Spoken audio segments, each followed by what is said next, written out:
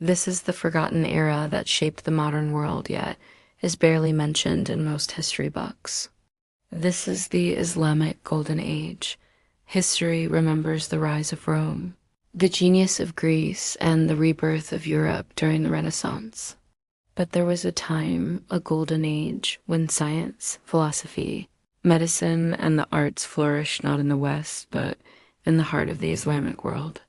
Spanning from the 8th to the 13th century, the Islamic Golden Age was a period of profound innovation, cultural fusion, and intellectual awakening. The Abbasids overthrew the Umayyad dynasty and established their capital in Baghdad, a meticulously designed circular city that became a hub of trade, governance, and most importantly, knowledge. In this series, we uncover stories from history that are often overlooked or misunderstood. And there's no story more underrated than this one.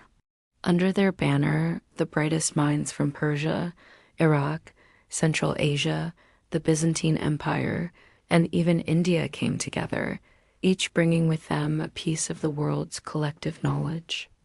In the early 9th century, Muhammad ibn Musa al-Khwarizmi, a Persian mathematician who'd migrated to Baghdad, presented a revolutionary approach to solving linear equations.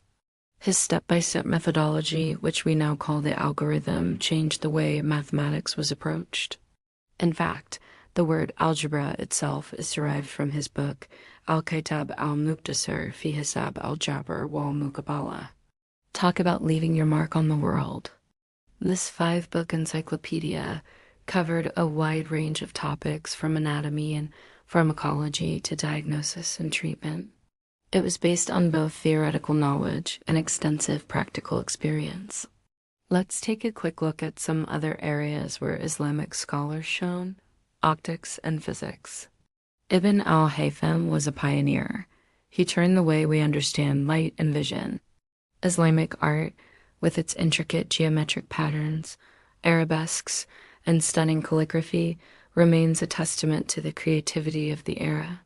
First and foremost, it was the environment of intellectual curiosity and exploration that allowed scholars to question, experiment, and build upon existing knowledge without fear of persecution.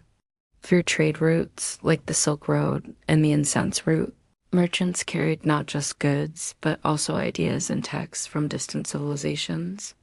The establishment of institutions like the House of Wisdom and madrasas provided not just a platform, but also resources and encouragement for scholars to delve into their studies. As we reflect on this remarkable era, may its spirit inspire us to challenge the boundaries of human knowledge and to celebrate the richness that diversity brings to our world.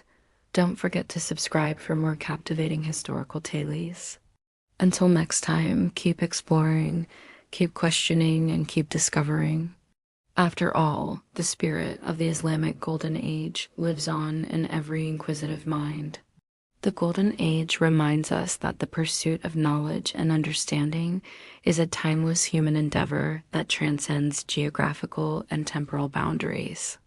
The Islamic world's embrace of diversity, its commitment to scholarship, and its spirit of exploration serve as a beacon, reminding us of what can be achieved when curiosity knows no bounds. When ideas from India regarding numerals reached the House of Wisdom in Baghdad, it sparked a revolution in mathematics and science. Similarly, the arrival of Greek scientific and philosophical texts sparked an intellectual movement that changed the course of history. The Islamic world at its peak was religiously tolerant, welcoming thinkers from various backgrounds and faiths.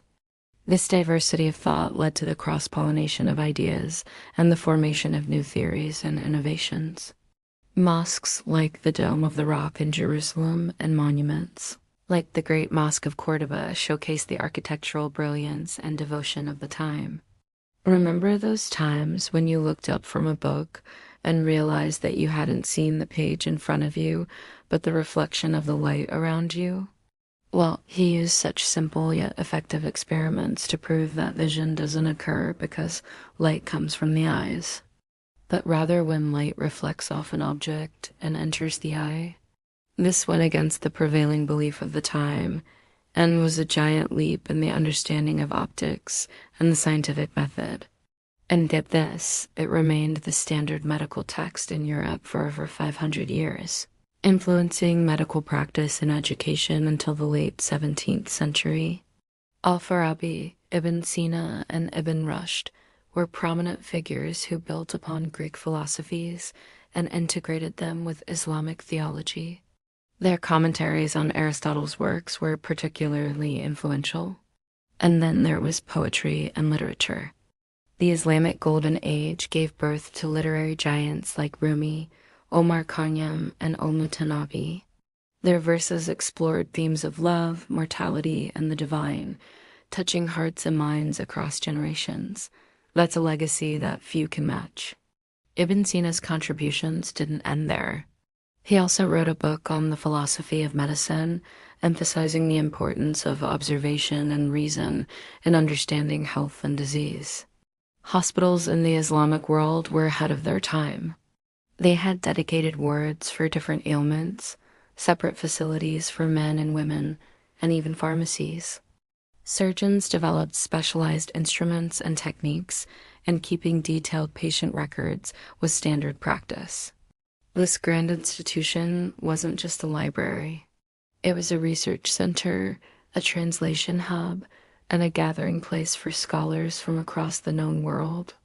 Al-Khwarizmi also introduced Hindu-Arabic numerals to the Western world, numbers like 0, 1, 2, 3, 4, 5, 6, 7, 8, and 9. They built upon Ptolemy's geocentric model, refining his theories and observations. And these advancements weren't confined to theories. They built intricate astrolabes, devices used for navigation and determining the positions of stars. One of the most detailed star catalogs was compiled by the Persian astronomer al-Sufi.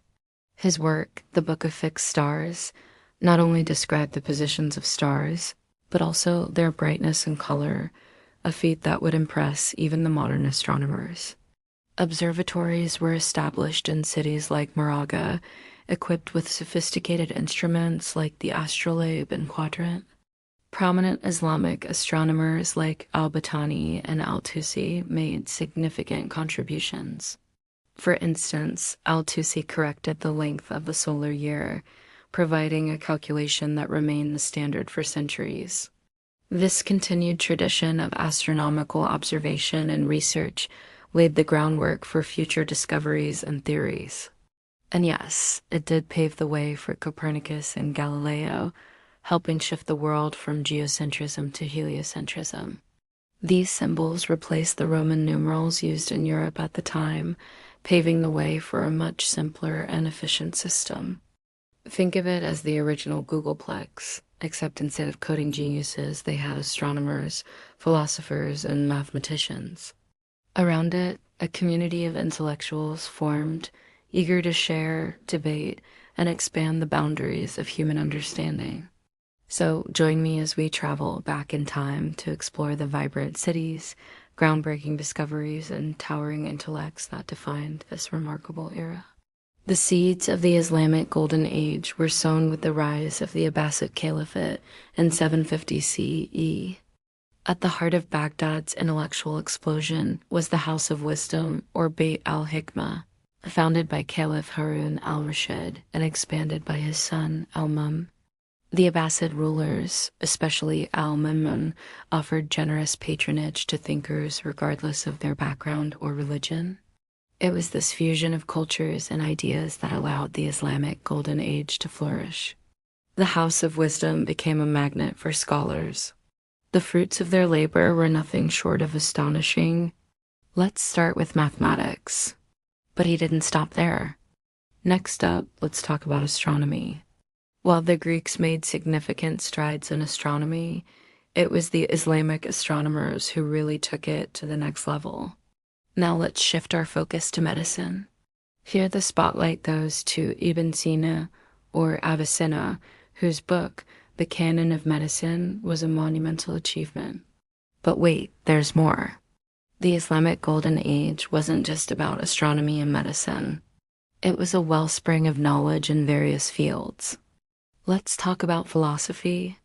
Islamic philosophers grappled with deep questions about existence, ethics, and the relationship between faith and reason. To truly appreciate the Islamic Golden Age, we must also acknowledge the art that adorned its cities. So, what made this era so special? What were the factors that came together to create such a flourishing of knowledge and culture? Trade played a vital role connecting the Islamic world to distant lands like India, China, and Greece. But perhaps the most crucial factor was the commitment of the Abbasid, rulers and wealthy patrons, to knowledge and scholarship. The legacy of the Islamic Golden Age continues to resonate today, shaping our understanding of science, medicine, and philosophy. As always, if you enjoyed this journey through time, let us know by hitting that thumbs up button and sharing your thoughts in the comments below.